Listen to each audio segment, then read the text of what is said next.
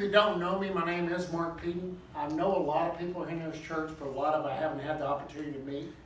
But to tell you a little bit about my story, believe it or not, 4 years ago, I did not know Mason, Texas existed.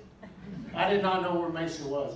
I grew up in East Texas, but we lived back in the Houston Metroplex, and we just felt like that we wanted to raise our girls somewhere else besides in the big city, because I grew up in a small town in East Texas. So believe it or not, we prayed about it and God answered. The way I ended up in Mason is I actually met Mark Lindberg online. I met him online, started visiting with him, developed a relationship with him online. And he goes, hey, I got some land out here you got to come take a look at. I came down one day, and I tell you not, when I drove into this town, I felt like I was at home. I had never been here before in my life, but I felt like I was at home. We bought the land.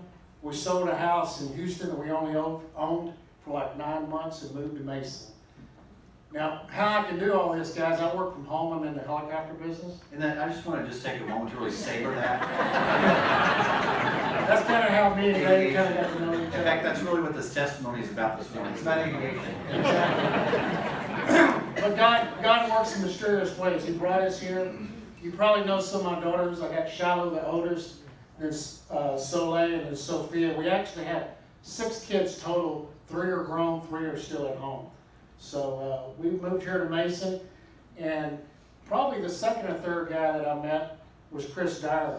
He found out that I was a former Marine, and the rest was history. yeah. And then we hit it off pretty good, and then we started coming to church here at River of Life, and it was amazing how God brought me here.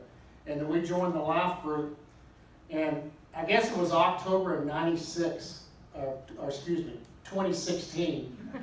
Yeah, that was a long time ago. But 2016, when I was traveling around the United States, because I handle the whole Southwest region, I was diagnosed with lung cancer. And that was pretty shocking, to say the least, to be diagnosed with lung cancer. But there again, you know, God takes something like that He gave me, and He turned it into good. And what I mean by that is that He made my faith in Him stronger. I mean, I can remember just as I'm sitting there right now when the doctor said, yes, it is small cell lung cancer. It is small cell lung cancer. I did not have a fear that came over me. I had a peace that came over me at that moment. And I'm not telling you it wasn't a struggle. I mean, I looked like Dave for a while, lost all my hair. We didn't talk about that. And then I used to be real clean cut like Chris, but now, you know, now that you get your hair growing back, you just kind of let it go wrong. So I haven't cut it once since it started growing back, as y'all probably can tell. And so you're in the Dyer's Life group. And Yes, I'm in Chris Dyer's Life group. I know you want me to talk about Life. Life's just one. Well, guys, it was a struggle for my wife, Christina. A lot of you might know her. And then we had the 3 girls. And, you know, I don't know if you want to call it life group or family group, because once you become a part of that group, it's like an extended part of your family. You know, with Brenda and Tommy and everybody else that was in my life group. I mean, they just rallied around us. And not only my life group, guys, I want to thank you for that. It wasn't just my life group.